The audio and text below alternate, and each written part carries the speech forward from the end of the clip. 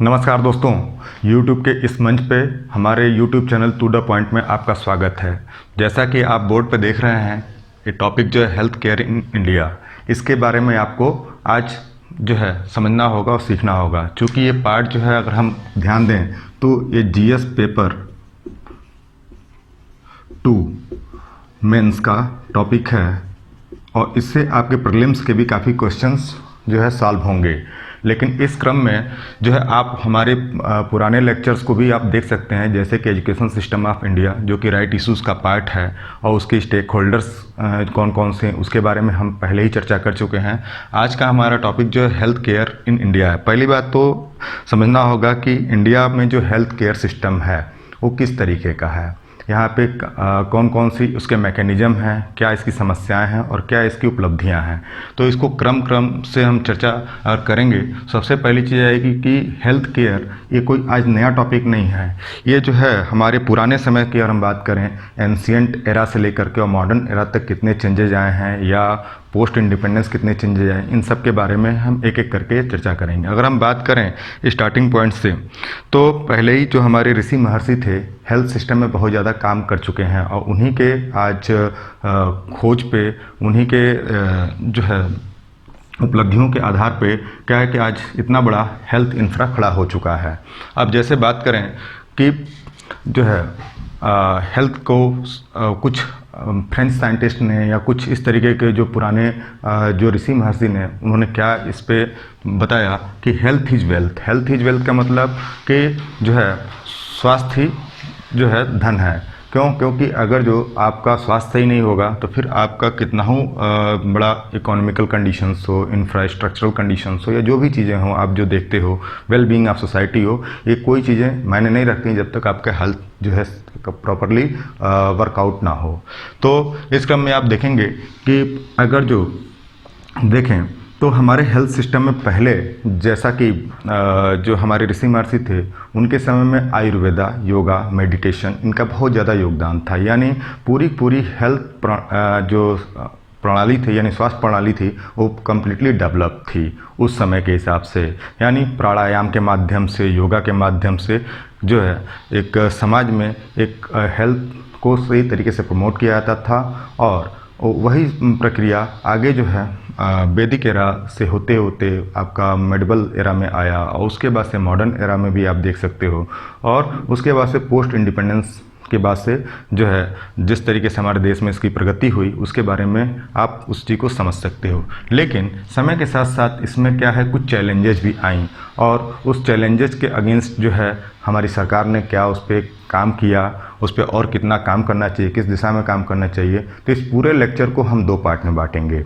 इस लेक्चर में अगर हम बात करें तो आज इस वाले पार्ट में हम सिर्फ चैलेंजेस की बात करेंगे कि आखिर जो है इतना डेवलपमेंट होने के बावजूद भी चैलेंजेस क्यों हैं या वो चैलेंजेस किस तरीके की हैं, जो है इंफ्रास्ट्रक्चरल चैलेंजेज हैं कि इकोनॉमिकल चैलेंजेज हैं कि कौन कौन सी चैलेंजेज हैं। और दूसरा पार्ट जो था उसके सोल्यूशन का पार्ट, ये हम इसके अगले जो वीडियो लेक्चर में हम आपको बात करेंगे। ठीक है दोस्तों, तो पहली चीज़ तो समझ लीजिए कि पॉपुलेशन की बात करें, सबसे बड़ा हर्डल जो है हेल्थ केयर सिस्टम में ये पॉपुलेशन है। चूँकि हम वर्ल्ड के दूसरे सबसे बड़े आबादी हैं आफ्टर चाइना के बाद से दूसरे बड़े आबादी हैं। ठीक, तो इसलिए इतने बड़ी आबादी को एक प्रॉपर हेल्थ की सुविधा दे पाना थोड़ा सा चैलेंजिंग टास्क है। क्यों? क्योंकि हमारे यहाँ जो हेल्थ केयर सिस्टम कम्प्लीटली अगर देखा जाए तो जो है 2 पार्ट में बटा हुआ है। पहला है रूरल इंडिया और दूसरा है अर्बन इंडिया। रूरल इंडिया का मतलब क्या है कि लगभग 70% जो आबादी हमारे गाँवों में बसती है, ठीक है, और अर्बन जो है बात करें तो लगभग जो है इसमें से अब बचा 30% जो अर्बन वाले हिस्से में काम करता है या उसमें बटा हुआ। लेकिन इसमें दुविधा देखिए आप कि जितने भी हेल्थ फैसिलिटीज़ हैं ये लगभग 30% आबादी होने के बावजूद भी यहाँ पे 70% हेल्थ फैसिलिटीज़, जैसे अच्छे हॉस्पिटल्स की बात करें, अच्छे डिस्पेंसरीज़ की बात करें या और भी जो भी चीज़ें हैं, अच्छे रिसर्च सेंटर्स की बात करें, सब ये अर्बन एरियाज़ में हैं। और रूरल एरियाज़ में एक जो नॉर्मल जो बेसिक जो हेल्थ केयर की जो सिस्टम है वो PHC है या कहीं कहीं आप CHC भी सुनते हो, मतलब प्राइमरी हेल्थ केयर। ठीक, सामुदायिक प्राइमरी हेल्थ केयर का मतलब क्या है कि प्राइमरी हेल्थ केयर आपका हो गया। दूसरा CHC मतलब सामुदायिक हेल्थ केयर। इसके माध्यम से क्या होता है कि ग्रामीण अंचल अपना इलाज कराते हैं। लेकिन सबसे बड़ी समस्या इस क्षेत्र में ये आ रही है कि यहाँ पे आप देखोगे, आप पूरे इंडिया की हम बात करें तो इंडिया जो है multi cultural multi ethnic society, कहीं कहीं लैंग्वेज का बैरियर है, कहीं कुछ है, ठीक, कहीं कहीं अपने इसके चैलेंजेस अलग अलग हैं, कहीं पे कुछ और दिक्कतें हैं। तो इसके वजह से इन क्षेत्रों में प्रॉपर एक तो हॉस्पिटल्स की संख्या कम है, और जो कम भी है तो उसके बाद स्टाफ की संख्या कम है, यानी डॉक्टर और पेशेंट का रेशियो जो है वो एक तरीके से कहीं कहीं तो नील है एकदम। जहाँ पे मतलब आप देखोगे कि एक जो है वार्ड बॉय के माध्यम से ही पूरा ये प्रक्रिया संचालित है, और कहीं कहीं पे डॉक्टर हैं भी तो उतने वेल इक्विप्ड टेक्नोलॉजी का अभाव है, या प्रॉपर तरीके से इलाज नहीं हो पा रहा है। ओके, तो ये जो चीज़ें हैं पूरी जो है आप इसको समझ सकते हो।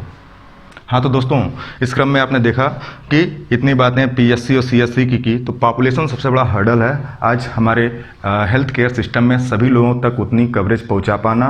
क्योंकि पहली चीज़ तो स्टाफ की कमी, दूसरी चीज़ की प्रॉपर जितने हमारे जो डॉक्टर्स हैं उनका रूरल एरिया में जाकर के इलाज करना, उनके इंटरेस्ट की बात कर लें तो ये सबसे बड़ी चीज़ें हैं। दूसरा है कि फार्मा की अगर हम बात करें तो आज हम वर्ल्ड में लगभग चौथे नंबर के दवा बनाने वाले जो है इंडस्ट्रीज हैं। मतलब यहाँ की अगर जो बात करें जेनरिक दवाओं का, तो वर्ल्ड में काफ़ी हम जेनरिक दवाओं को एक्सपोर्ट करते हैं। जेनरिक दवाएं क्या होती हैं कि जैसे मान लीजिए एक आप ब्रांड नेम की दवा है, ठीक, तो उसको बनाने का जो कास्ट आया, और एक जो है उसी कंपोनेंट में बस नाम थोड़ा परिवर्तन रहेगा वो, लेकिन साल्ट कॉन्फ़िगरेशन सब वही रहेगा। तो क्या है कि चीज़ें काम उतनी ही करेंगे, लेकिन इसका क्या होगा कि थोड़े कास्ट कम होगी, यानी एक आम जनता तक इसकी पहुंच बहुत आसान रहेगी। तो जेनरिक दवाओं में हम लगभग काफ़ी आत्मनिर्भर हैं, और हमारा एक्सपोर्ट जो है काफ़ी अच्छा है, ठीक।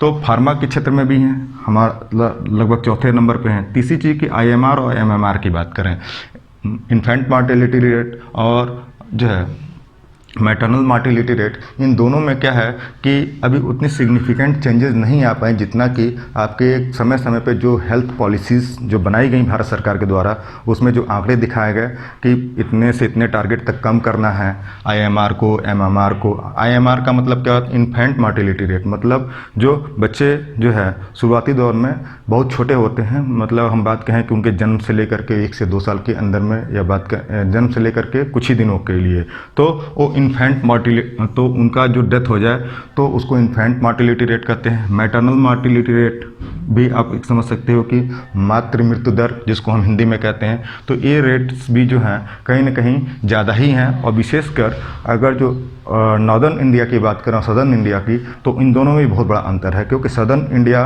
हाईली वेल इक्विप्ड टेक्नोलॉजीज हैं, वहाँ पे अच्छे हॉस्पिटल्स हैं, अच्छे इंफ्रास्ट्रक्चर्स हैं, तो वहाँ पे हेल्थ थोड़ी मतलब नॉर्थ वाले पार्ट से ज़्यादा इम्प्रूव्ड है। बट नॉर्दर्न इंडिया की हम बात करें, जहाँ पे विशेषकर MP की या हम बात करें मध्य प्रदेश का, वहाँ पे MMR रेट आप देख सकते हो, आप झारखंड का MMR रेट देख सकते हो, तो इन सब जगहों पे छत्तीसगढ़ देख सकते हो, तो वो ज़्यादा है। क्यों? और एक तरीके से आप देखो तो MP एक ऐसा स्टेट है जिसको क्या बोलते हैं कि एक तरीके से इथियोपिया की संज्ञा दी जाती है। जैसा आप इथियोपिया के बारे में आप पहले से आप देख लो कि क्यों ये हिस्सा दिया जाता है, आप इसको कमेंट सेक्शन में आप इसको डाल सकते हो। तो ये चीज़ें होंगी। तीसरी चीज़ क्या है कि प्राइमरी, टर्सरी और जो है सेकेंडरी, इन 3 सेक्टर्स में हमारा हेल्थ सिस्टम बटा हुआ है। यानी प्राइमरी सिस्टम का मतलब क्या है कि PSC मतलब प्राइमरी हेल्थ केयर सिस्टम, और टर्सरी हेल्थ केयर सिस्टम में जितने बड़े बड़े हॉस्पिटल्स हैं, चाहे गवर्नमेंटेड हों चाहे प्राइवेट्स हों, उसकी आप बात कर लोगे तो वो टर्सरी हेल्थ केयर सिस्टम में जहाँ पे प्रॉपरली बड़े डिजीज़ की इलाज होती हो, प्रॉपर रिसर्च सेंटर्स हों जहाँ बड़े बड़े इनोवेशंस होते हों, तो उसको आप टर्सरी में डाल सकते हो। तो इसमें भी कहीं ना कहीं बहुत लेवल की जो है प्रॉब्लम्स हैं, कुछ दिक्कतें हैं। दूसरी चीज़ क्या है, इम्यूनाइजेशन की अगर हम बात करें, इम्यूनाइजेशन की बात करें तो इम्यूनाइजेशन प्रोग्राम जो है हमारे यहाँ आफ्टर इंडिपेंडेंस स्टार्टिंग में तो शुरू किया गया, बट जो है उतना तेज़ी से ग्रोथ नहीं कर पाया। हालांकि LPG रिफॉर्म के बाद से इसमें काफ़ी आपको परिवर्तन देखने को मिले हैं, और इसके माध्यम से क्या है कि कुछ मेजर जो डिजीजेज हैं उनके अगेंस्ट जो है इम्यूनाइजेशन प्रोग्राम चलाई गई हैं। जैसे कि मिशन इंद्रधनुष की आप बात करें तो इन सब चीज़ों को आप आगे देखोगे। तो अब दूसरी चीज़ क्या है कि ये तो आपका हो गया इंट्रोडक्टरी वाले बात में कि आज हमारा हेल्थ केयर सिस्टम में क्या क्या समस्या है। दूसरी सबसे बड़ी समस्या हेल्थ केयर की अगर हम बात करें तो जीडीपी में जीडीपी हेल्थ केयर का बहुत ही कम है। सिंपली कहें कि अगर बजट की बात करें कि भारत सरकार एक नॉर्मली लगभग 1.8% से 2% के आसपास पूरे हेल्थ केयर सिस्टम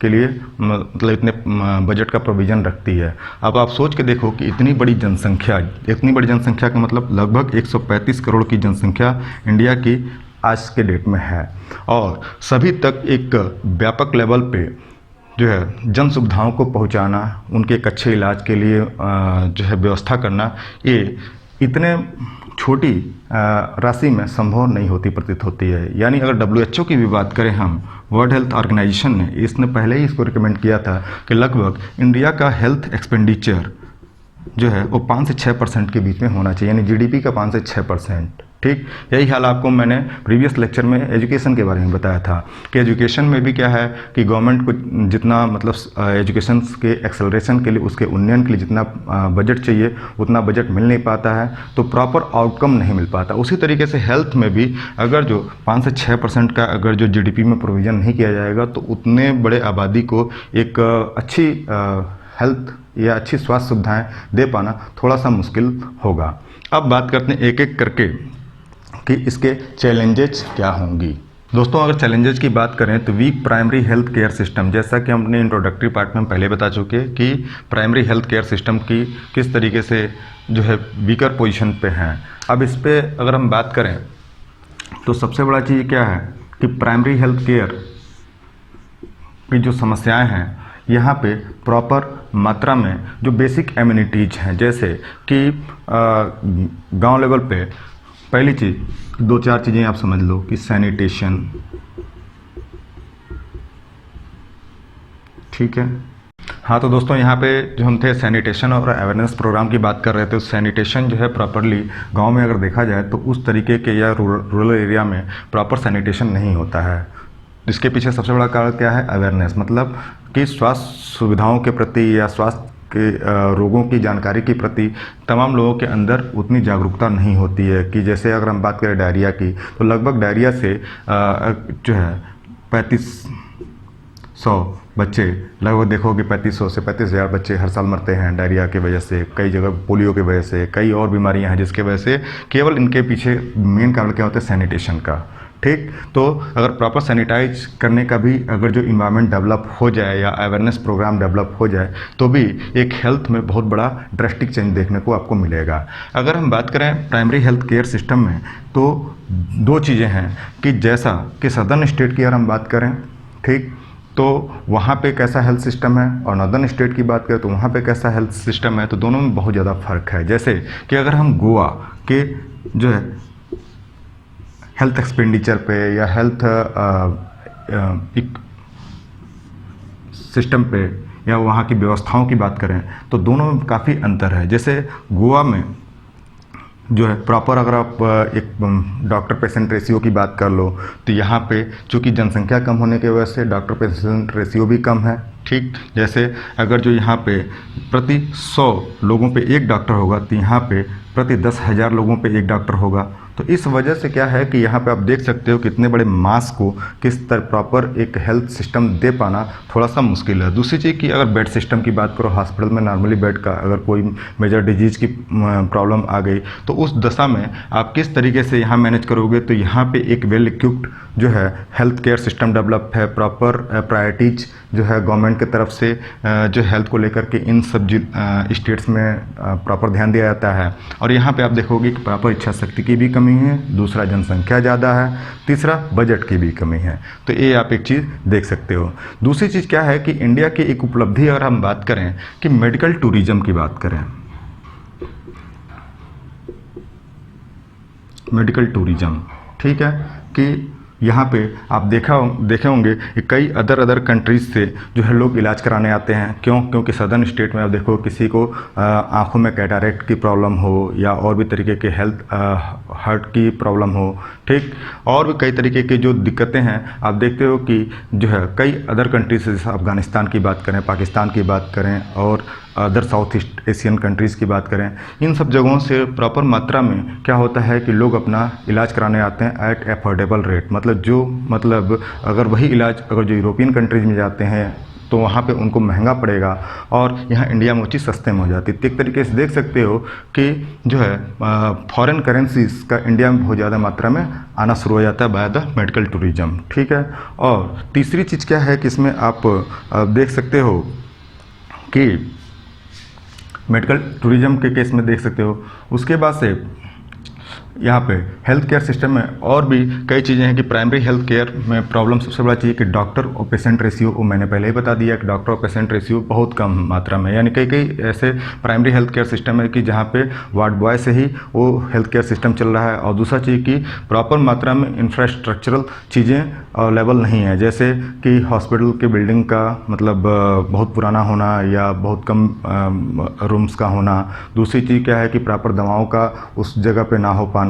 तीसरी चीज़ क्या है कि डॉक्टर भी इर्रेगुलर एक्टिविटीज़ के तौर पे डेवलप होना। एक तरीके से कह सकते हो कि बहुत जो है पता चला कि हफ्ते में आना है पर डे जो है, लेकिन वो 1 या 2 दिन ही आ रहे हैं, तो वो चीज़ें हैं। तीसरी चीज़ सबसे बड़ी अगर आप देखोगे प्राइमरी हेल्थ केयर सिस्टम में, एक ग्रामीण लेवल पे आपने देखा होगा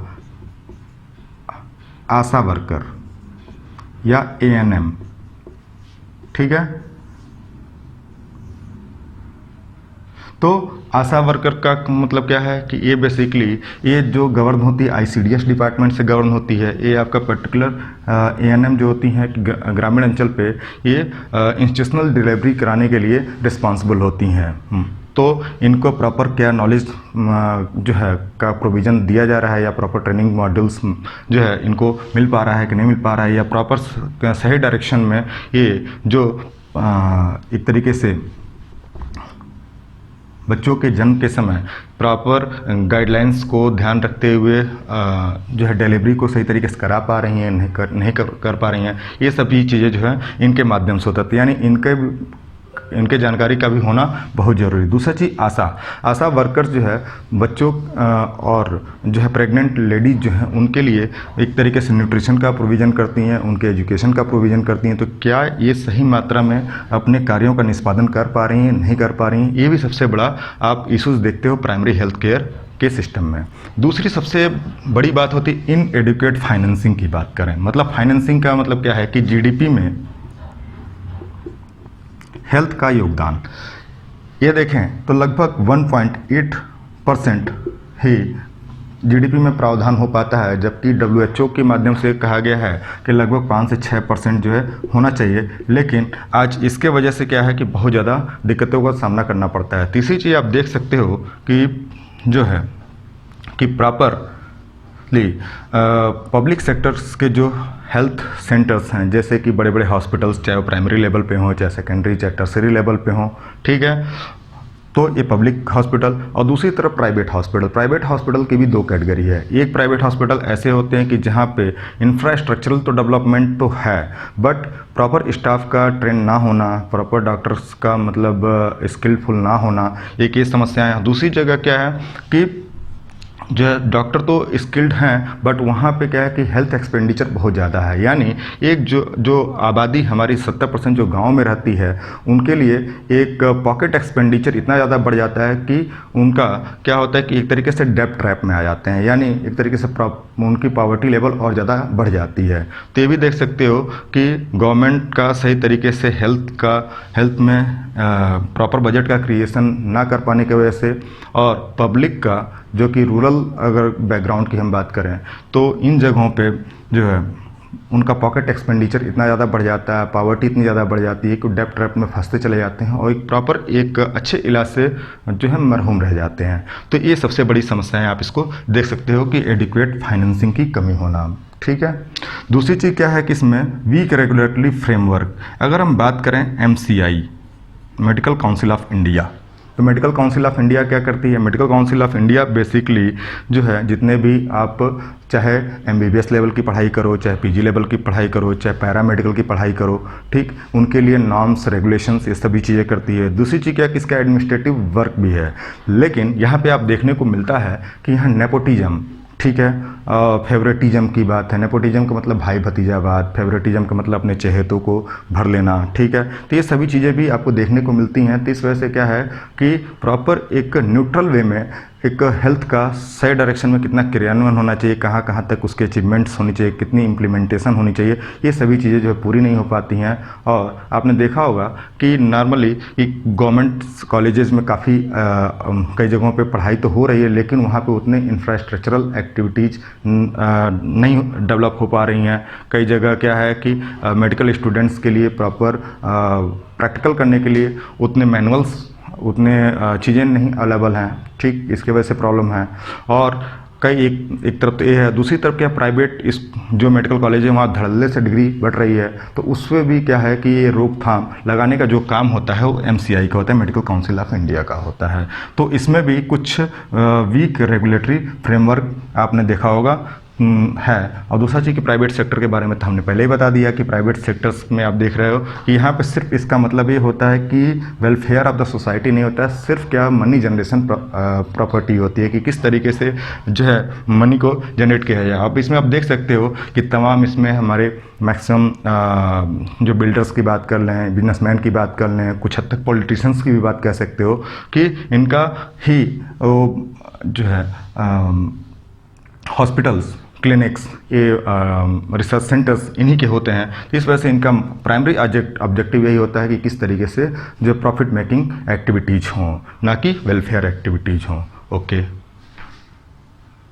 दोस्तों, तो अगला जो पार्ट आप देख सकते हो कि इसके चैलेंजेज में इनएडिक्वेट हेल्थ, पर्सनल एंड इंफ्रा की बात करें, मतलब इंफ्रास्ट्रक्चरल डेवलपमेंट की भी कमी आपको देखने को मिलती है। कई जगहों जैसे प्राइवेट सेक्टर, जितने प्राइवेट हॉस्पिटल जितने आपको वेल इक्विप्ड मिलेंगे, गवर्नमेंट हॉस्पिटल उतने ही जो है इम्प्रॉपर मैनर में आपको देखने को मिलेंगे। दूसरा चीज़ कि डॉक्टर और पेशेंट रेशियो की हम बात करें, कई जगह पे आपने पहले ही सेक्शन में देखा कि कुछ स्टेट्स में ऐसे हैं कि जहाँ पे 100 लोगों पे एक डॉक्टर है और कुछ जगहों पे 10,000 लोगों पे एक डॉक्टर है। तो इस तरीके से आप देख सकते हो कि हेल्थ सिस्टम में एक प्रॉपर एक्सेसिबिलिटी जो है जो एक लोगों तक वो नहीं हो पाती है। तो इस वजह से क्या है कि आपको प्रॉब्लम देखने को मिलती हैं। तीसरा चीज़ क्या है कि आप एक और चीज़ देख सकते हो, कई जगह रीजनल डिवाइड की बात है, मतलब रीजन के हिसाब से डिवीज़न आपको देखने को मिलता है। फिर पर्सनल लेवल पे आपको देखने को मिलता है, डिजिटल डिवाइड देखने को मिलता है। तो यानी लोग जो है कई जगहों पे एक्सेसिबिलिटी नहीं हो पाती है। दूसरा चीज़ क्या आप देख सकते हो, अगर हम बात करें ट्राइबल एरियाज़ की, तो ट्राइबल एरियाज़ की हम बात करें तो कई अपने यहाँ जैसे कि स्टेट्स हैं, जैसे आप तेलंगाना की बात कर लो, छत्तीसगढ़ की बात कर लो, ठीक है, नॉर्थ ईस्ट के कुछ स्टेट्स की बात कर लो, कि जहाँ पे प्रॉपर एक्सेसिबिलिटी नहीं है, मतलब उन लोगों तक पहुँच नहीं है। उसके पीछे कई इंफ्रास्ट्रक्चरल कारण भी हो सकते हैं, सोशल कारण हो सकते हैं, पॉलिटिकल कारण हो सकते हैं, और जो है तमाम तरीके के और कारण हो सकते हैं, तो जिनके वजह से प्रॉपर मात्रा में एक बेटर हेल्थ सर्विसेज प्रोवाइड नहीं हो पाती हैं। दूसरी चीज़ क्या है कि फ्रैगमेंटेड हेल्थ इंफॉर्मेशन सिस्टम, मतलब हेल्थ इंफॉर्मेशन सिस्टम जो है फ्रैगमेंटेड है, मतलब छिटपुट फॉर्म में। कहने का मतलब कि इसको एक तरीके से नए मशीनरी से उसको नहीं जोड़ा गया, जैसे कि आज ज़माना जो कहाँ से कहाँ मतलब आ चुका है। जैसे कि आज हम जहाँ एक तरफ आर्टिफिशियल इंटेलिजेंस की बात करते हैं, वहीं दूसरी तरफ क्या है कि एक बुनियादी सिस्टम पे जो सुविधाएं जो देने की बात है वो पूरी नहीं हो पा रही हैं। तो एक तरीके से हेल्थ इंफॉर्मेशन सिस्टम्स में भी आप इसको देख सकते हो, ठीक है। दूसरा कि डेटा कलेक्शन की हम बात करें, डेटा कलेक्शन सही तरीके से नहीं हो पा रहा है। कैसे? जैसे कि बात किया जाए कि आपने एक चीज़ देखा होगा कि बड़े बड़े जो हॉस्पिटल्स हैं, प्राइवेट हॉस्पिटल्स में, तो उसमें पेशेंट की क्या होती है कि केस स्टडी जो है लिखी जाती है, तो उसको प्रॉपर एक डेटाबेस में मेंटेन किया जाता है, और उसका क्या होता है कि कई मायनों में अलग अलग लेवल पे केवल बस उसके एक यूनिक आईडी के माध्यम से उसको एक्सेस किया जा सकता है और प्रॉपर पेशेंट का इलाज किया जा सकता है। ऐसा ही चीज़ आपको मेडिकल टूरिज्म में देखने को मिलता है, ठीक है। और जो है कई तरीके के, और इन आप सिस्टम में आप देख सकते हो।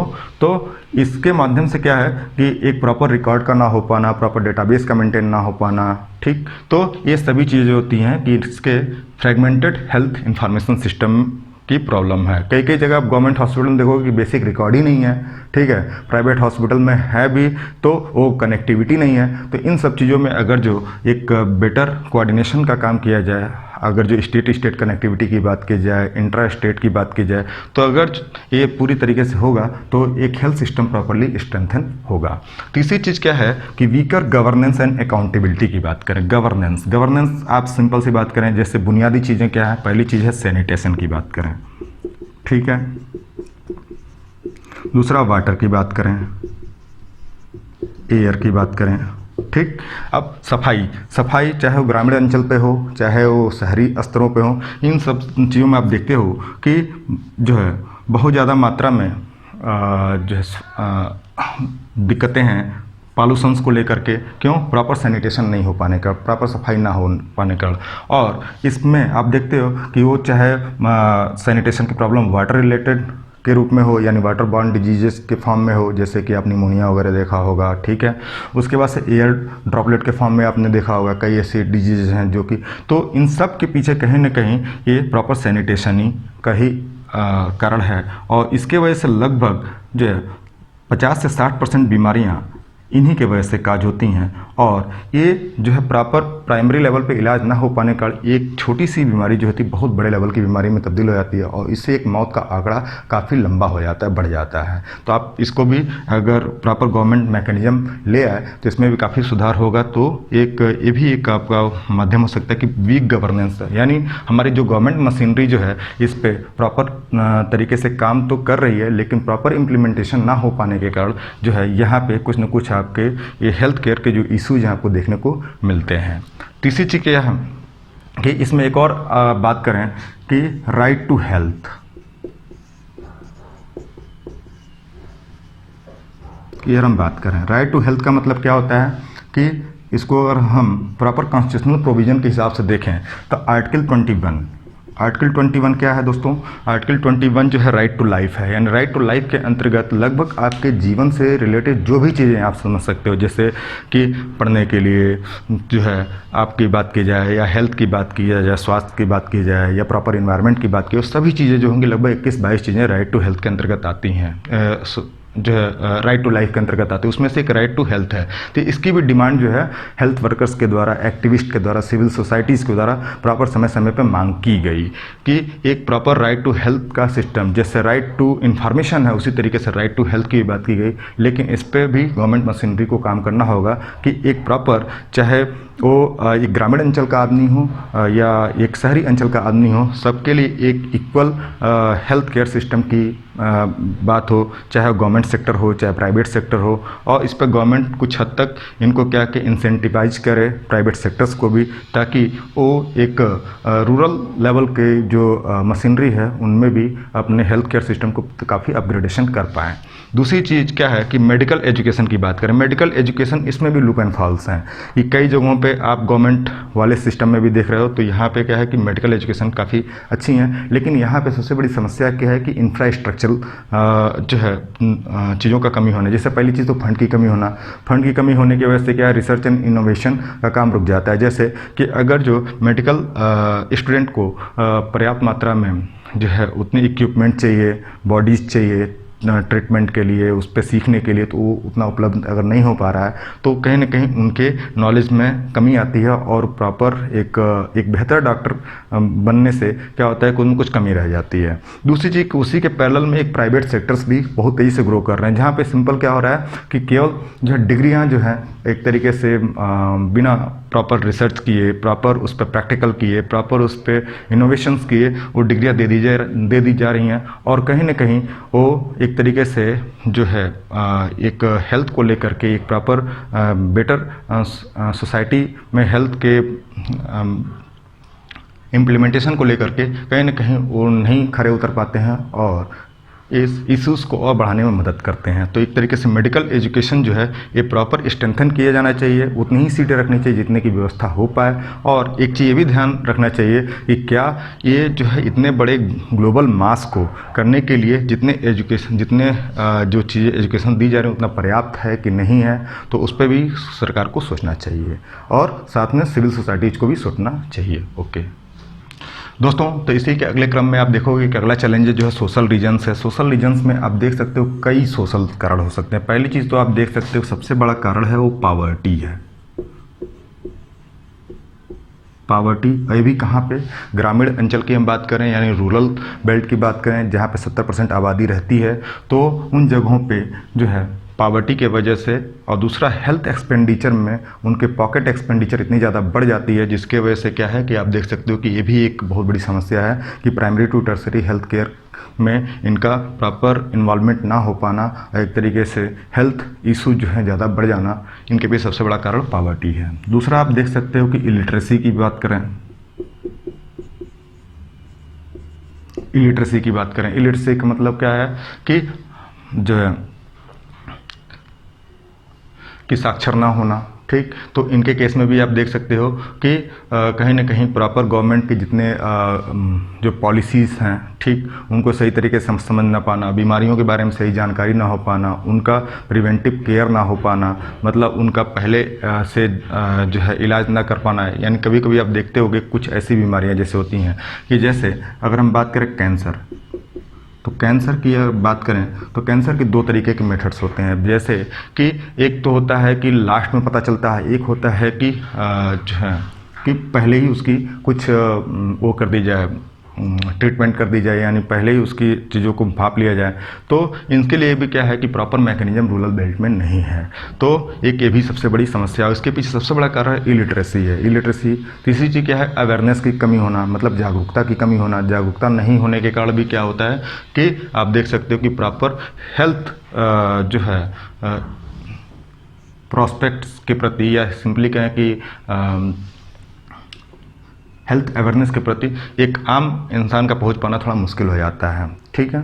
तो ये जो चीज़ें हैं आप इसमें देख सकते हो। तीसरी चीज़ क्या है, डिस्क्रिमिनेशन की हम बात करें, आप देखते होगे कई जगहों पे जैसे रूरल सोसाइटी में आप देखने को मिलता है कि प्रॉपर डिस्क्रिमिनेशन हैं कई मामले में, चाहे वो सोशल डिस्क्रिमिनेशन कह लो, इकोनॉमिक डिस्क्रिमिनेशन कह लो, तो इसके लेवल पे भी आप इसको देख सकते हो। चौथा क्या है, वो जो है वुमेन्स के दशा के बारे में कह लो कि वुमेन सबसे ज़्यादा जो है वीमेन जो होती हैं वो हेल्थ के प्रति वल्नरेबल होती हैं, चाहे उनका एक IMR की आप बात कर लो, मैटरनल MMR की बात कर लो, या और भी तमाम तरीके के जो उनके छोटे बड़े इश्यूज़ की बात है। जैसे कि गांव में अगर आप आज भी आप देख रहे हो, हालांकि हालात सुधरे हैं पहले से, लेकिन तब भी जो है कई तरीके की इश्यूज होती हैं उनके स्वास्थ्य से रिलेटेड, जिनको समय समय पर अगर सही समय पर पूरा नहीं किया जाता तो एक बहुत बड़ा वो भयावह स्थिति बन जाती है। तो आप एक चीज़ देख सकते हो। तीसरी चीज़ की ODF की प्रॉब्लम है, ODF ओपन डेफिकेशन। हालांकि गवर्नमेंट ने इसमें बहुत ज़्यादा काम किया है, इसको मैं आपके सोल्यूशन वाले पार्ट में बताऊंगा। ओपन डेफिकेशन से क्या होता था कि बहुत मात्रा में बहुत बड़ी बच्चों के डिजीजेस फैलती थी, जैसे कि आप डायरिया के केस कह लो, डायरिया केस कह लो, ओपन डेफिकेशन से और ज़्यादा, तो इससे मिलियंस में डेथ होती थी जो है। लेकिन इस पर गवर्नमेंट ने काफ़ी काम किए हैं जिसके माध्यम से इसकी संख्या में कमी आई है, लेकिन इसमें अभी और ज़्यादा जागरूकता और ज़्यादा कार्य करने की ज़रूरत है। तो ये आप चीज़ें जो आप इसमें देख सकते हो। तीसरा चीज़ status of indigenous system. Indigenous system का मतलब क्या है कि जो अपने देश में इन्वेंशन है, अपने देश में पहले से ही वो चीज़ें, यानी एक तरीके से जो है कि जैसे योगा की बात करें, योगा क्या है, योगा तो कोई आज की चीज़ है नहीं। योगा क्या है, हमारे ऋषि महर्षियों के समय से बहुत पहले से चली आ रही है, मतलब पुरातन काल से चली आ रही है। तो इसका भी प्रमोशन होना चाहिए। आयुर्वेदा, यानी इसको भी स्ट्रेंथन किया जाना चाहिए, जिसके माध्यम से क्या है कि जो है इलाज किया जा सके बेहतर लेवल पे। तो इनका भी स्ट्रेंथन होना चाहिए और इनको भी करिकुलम में शामिल किया जाना चाहिए। जैसे कि 2 तरीके की, पहली चीज़ तो नॉर्मल जो स्कूलिंग जो सिस्टम होती है उसमें भी जैसे योगा के महत्व के बारे में ये चीज़ें जो है शामिल किया जाना चाहिए, जिससे क्या है कि मेंटल और फिजिकल जो फिटनेस है वो बनी रहे। दूसरी चीज़ क्या है, आयुर्वेदा के बारे में बतानी चाहिए, ठीक है। और भी तमाम तरीके की जो चीज़ें जो इंडिजिनस लेवल पे जुड़ी हैं, जो है स्वदेशी लेवल पे जुड़ी हैं, उनको प्रमोट किया जाना चाहिए, ठीक। तो ये हो गया। तीसरी चीज़ क्या होती है, लास्ट जो पार्ट है इमरजेंसी हेल्थ इश्यूज़ के बारे में हम बात करेंगे दोस्तों। तो लास्ट वाले सेगमेंट में आप देख रहे हो कि इमर्जिंग हेल्थ इशूज, मतलब इमर्जिंग हेल्थ इशूज में क्या है कि तरह तरह की चीज़ें देखने को आपको मिलती हैं। इसमें आप देखोगे मॉडर्न सिस्टम में जैसे कहीं कहीं आप देखते होगे इंडिविजुअलिज्म की बात की जाती है, यानी व्यक्तिवाद की बात की जाती है। ये सब अपने अपने स्वास्थ्य के बारे में या अपने अपने बारे में सोच रहे हैं। तो कहीं ना कहीं ये एक तरीके से प्रॉपर एक्सेसिबिलिटी नहीं देता है हेल्थ केयर को सही तरीके से प्रमोट करने में, ठीक है। इस तरीके से आप अगर देख सकते हो कि वायलेंस कई कई जगहों पे आपको वायलेंस देखने को मिलता है, तो वो भी एक प्रॉपर हेल्थ केयर सिस्टम को प्रमोट करने में एक बाधक है। तीसरी चीज़ क्या है कि प्रॉपर जो है अर्बन लाइफ स्टाइल के बारे में आप बात कर सकते हो। तो अर्बन लाइफ स्टाइल भी काफ़ी तरीके की चीज़ों को बदल चुका है। बदलने का मतलब क्या है कि जैसे एक ग्रामीण अंचल पे शुद्ध हवा, शुद्ध पानी, ये सब चीज़ें मिलती थी, वो चीज़ अर्बन लाइफ स्टाइल में वो सभी चीज़ें ऑब्सोलीट हो चुकी हैं, जिसके वजह से क्या है कि तमाम बीमारियों का सामना करना पड़ सकता है। तीसरी चीज़ आप देखते हो कि एक नए कॉरपोरेट कल्चर की बात है। कॉरपोरेट कल्चर का मतलब क्या है कि पुरानी पद्धति को छोड़ते हुए नए पद्धति की तरफ मूवमेंट हो गया है, यानी सभी चीज़ें जो हैं एक तरीके से एक मशीनरी युग की हम शुरुआत करने की बात कर रहे हैं कि आदमी एक तरीके से मशीन हो गया है, यानी सुबह शाम तक काम कर रहा है, चाहे ऑफिस में, चाहे घर पे, चाहे किधर भी। तो और प्रॉपर उसको मेंटल हेल्थ का समय नहीं मिल पा रहा है कि मतलब उसके लिए क्या है कि प्रॉपर दिमाग को भी खाली रखा जाए, प्रॉपर एक्सरसाइज किया जाए, प्रॉपर घूमा जाए, टहला जाए, ठीक है। और प्रॉपर एक तरीके से जैसे पहले हुआ करता था कि लोग खुश रहा करते थे, एक दूसरे को समय दिया करते थे, वो सभी चीज़ें धीरे धीरे कॉर्पोरेट कल्चर की वजह से गायब हो चुकी है। तो इसके वजह से क्या होता है कि आप देखते होंगे कि नॉन कम्युनिकेबल डिजीजेज का बहुत ज़्यादा मात्रा में आ जाना, मतलब जैसे आप देखते होंगे कि तमाम अवसाद जनरेट हो जाना, किसके वजह से, वर्क प्रेशर की वजह से, एग्जाम प्रेशर की वजह से, या कोई ऑफिस में मान लो है, कोई प्राइवेट कल्चर में ऑफिस में है, तो उसको इतने टाइम तक प्रोजेक्ट देना ही देना है। तो इसके वजह से क्या है कि उनके अंदर क्या होता है, धीरे धीरे पहले वो माइग्रेन का रूप लेता है, कोई भी दिमाग में जो, या एक तरीके से कह सकते हो कि हल्का फुल्का जो दर्द होता है, तो माइग्रेन और बाद में क्या होता है कि मेंटल हेल्थ की प्रॉब्लम में जनरेट हो जाती है। तो कॉर्पोरेट कल्चर का एक ये भी बहुत बड़ा दुष्प्रभाव है कि हेल्थ जो इश्यूज हैं ये क्या है कि बहुत ज़्यादा क्रिएट हो जाती हैं। हालांकि इसमें आप देखते हो कि इकोनॉमिक ग्रोथ तो बहुत अच्छी होती है, अच्छी देखने को मिलता है, कई जगह अच्छा भी मिलता है, कई उसके हानियाँ भी देखने को मिलती है, लेकिन इसके साथ साथ हेल्थ जो होता है प्रॉपर जो है प्रॉपर फॉर्म से इम्प्रॉपर फॉर्म में कन्वर्ट हो जाता है। दूसरा हम बात करें लाइफ स्टाइल डिजीजेज की बात करें। लाइफ स्टाइल डिजीजेज जैसे आज डेट में हमारे खान पान जो है, हमारे रहन सहन, ठीक है, और प्रॉपर नेचर से उतना जुड़ाव ना हो पाना, चारों तरफ पॉल्यूशन का वातावरण होना, ठीक है। तो इसके वजह से क्या है कि तमाम लाइफ स्टाइल डिजीजेज की प्रॉब्लम बढ़ती जा रही है आज डेट में। जैसे डायबिटीज़ की बात करें, जैसे हम हार्ट डिजीजेस की बात करें, और भी तमाम तरीके की डिजीज़ के बारे में बात करोगे तो लाइफ स्टाइल डिजीज़ किसके वजह से आ रही है, ये प्रॉपर मात्रा में अपने हेल्थ इश्यूज़ के प्रति कॉन्शियस ना होने के कारण। जैसे आज भी आप देखोगे तो पहले ग्रामीण अंचल में क्या होता था कि लोग पुराना जो प्रोडक्शंस होते थे घर में, वो उन्हीं चीज़ों से काम चलाते थे, नेचर के प्रति जो संलग्न होते थे, नेचुरल चीज़ों पे ज़्यादा विश्वास रखते थे, नेचर से जो चीज़ें मिलती थी उसका सेवन करते थे।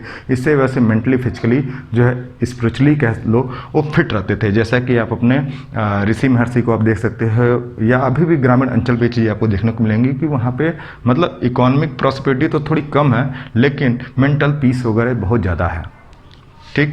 तीसरी चीज़ क्या होती है, मेंटल हेल्थ केयर की हम बात करें, इन्हीं सब चीज़ों को दोनों को जोड़ा जाए तो एक तरीके से मेंटल हेल्थ की प्रॉब्लम होती है। और याद रखिएगा दोस्तों कि 0.6% ही जीडीपी का मेंटल हेल्थ केयर के लिए दिया जाए। चारों तरफ आप देख सकते हो कि कहीं न कहीं हाइपरटेंशन के वजह से, कई जगह पे और प्रॉब्लम की वजह से क्या है कि ये जो है मेंटल हेल्थ केयर के केसेस ज़्यादा आते हैं, साइकेट्रिक पेशेंट ज़्यादा आते हैं, जिनका संख्या बहुत ज़्यादा मात्रा में बढ़ती चली जा रही है, ठीक। तो एक ये भी प्रॉब्लम है।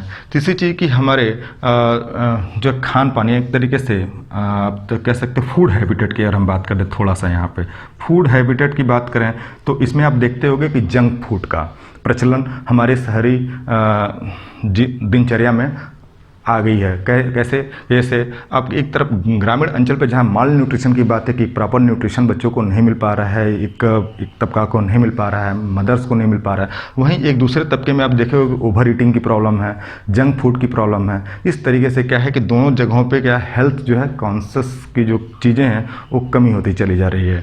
तो यानी दोनों जगह दोनों लोग, एक तरफ माल न्यूट्रिशन वाली प्रॉब्लम, वहाँ पर भी प्रॉब्लम बहुत ज़्यादा भयावह है, और जहाँ पे ओवर ईटिंग की वजह से, जहाँ पे जंक फूड की वजह से, वहाँ पे भी प्रॉब्लम बहुत भयावह है। तो इन दोनों केसेस में जो है प्रॉपर मैनेजमेंट करना होगा। दूसरी चीज़ क्या है? ट्रैफिकिंग के केसेस आप देख सकते हो कि कई जगहों पे आप हॉस्पिटल्स में ऑर्गन ट्रैफिकिंग की बात की जाए तो ये सब भी एक समस्याएं आपको देखने को मिलती है। दूसरा चीज़ क्या है कि चाइल्ड सेक्स की बात करें। चाइल्ड सेक्स की बात का मतलब क्या है कि जन्म से पहले बच्चे के सेक्स का पता करना है कि either he will be male child और फीमेल चाइल्ड। तो इसके लिए एक मेथड होता है जिसको बोलते हैं एमिनोसेंटेसिस। मैं लिख देता हूँ,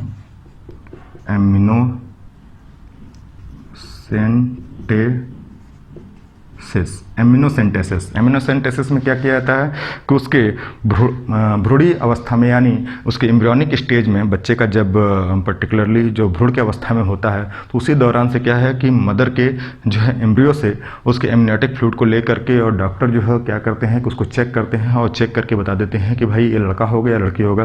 तो इस तरीके से आप देखते होंगे कि पास्ट टाइम में जो है फिटिसाइड के केसेस बहुत ज़्यादा होती थी। मतलब अगर जो गर्ल चाइल्ड है तो उसको मार दिया गया, बॉय चाइल्ड है तो प्रमोट किया गया। तो इसके वजह से भी एक बहुत बड़ी समस्या हेल्थ इश्यूज़ को आपको देखने को मिलती है। ठीक। तो ये एक चीज़ें हैं। दूसरी चीज़ क्या, एज पॉपुलेशन की बात करें। एज पॉपुलेशन की सबसे बड़ी समस्या क्या है? इनके हेल्थ इश्यूज़ को लेकर के कि प्रॉपर मात्रा में आप देखोगे तो ज़्यादातर जनसंख्या रूरल एरिया में निर्वाह करती है, जिसके वजह से क्या है कि जो इनको प्रॉपर स्वास्थ्य मुहैया नहीं हो पाता है कि एक छोटी बीमारी के लिए भी एक प्रॉपर ट्रीटमेंट नहीं हो पाती है। यानी ज़्यादा से ज़्यादा हॉस्पिटल जो है शहरों की तरफ हैं, ग्रामीण अंचल में उतने वेल इक्विप्ड टेक्नोलॉजी का ना हो पाना, डॉक्टरों का ना हो पाना, स्टाफ का ना हो पाना, मेडिकल फैसिलिटीज़ का ना हो पाना, इनके वजह से एज पॉपुलेशन को भी प्रॉब्लम है। और दूसरा चीज़ कि गवर्नमेंट की तरफ से भी और प्राइवेट सेक्टर की तरफ से भी प्रॉपर इसके तरफ ध्यान ना दे पाना। ठीक है, एक तरीके से अवेयरनेस की कमी भी आप कह सकते हो। तीसरी चीज़ कि वायरल डिजीज़ की बात करें, जैसे कि जीका वायरस आप कुछ दिन पहले सुना होगा आपने, जीका वायरस के साथ साथ और जो है निपा वायरस सुना होगा, ठीक, मर्स सुना होगा, और लेटेस्ट में आप आए दिन इस समय वर्तमान में आप जो सुन रहे हैं कोविड-19 का। ठीक। तो ये सभी भी चीज़ें जो होती हैं कि पहली चीज़ तो हेल्थ इंफ्रास्ट्रक्चर को क्या करती हैं कि थोड़ा सा मतलब स्पेंडिंग को और ज़्यादा बढ़ा देती हैं। मतलब बहुत ज़्यादा मात्रा में एक नॉर्मल जो स्वास्थ्य सेवाओं पर जो खर्च होना चाहिए था पैसा, वो क्या होता है कि इन सब के रोकथाम में चला जाता है। तो ये भी एक बहुत बड़ा इशू है। तीसरी चीज़ क्या, यूथनेसिया की हम बात करें। यूथनेसिया की भी पेशेंट, मतलब इसमें कई पेशेंट ऐसे होते हैं कि जो क्या है कि बहुत लंबे समय से एक लाइलाज बीमारी से जूझ रहे हैं और उनको तमाम जो है क्या होता है कि जूझते रहते हैं, तो इसके वजह से उनको प्रॉब्लम जनरेट होती है। तो इनके लिए क्या है कि अब इनको किस अवस्था में छोड़ा जाए, यानी उनके अंदर से इच्छा होती है कि भाई जीवन ना जीने की, लेकिन जो है उनके मानवाधिकारों के हिसाब से अगर हम बात करें तो उनको तो जो है एक तरीके से डेथ भी नहीं हो पाती है।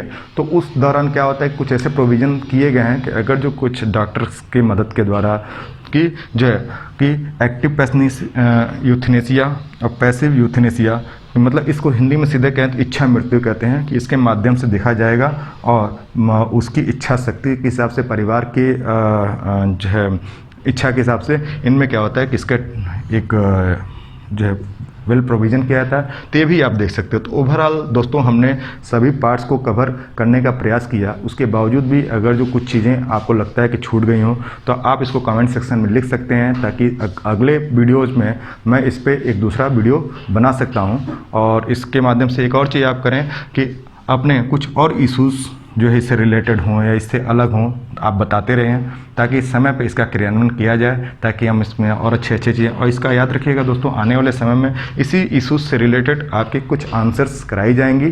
तब तक के लिए धन्यवाद।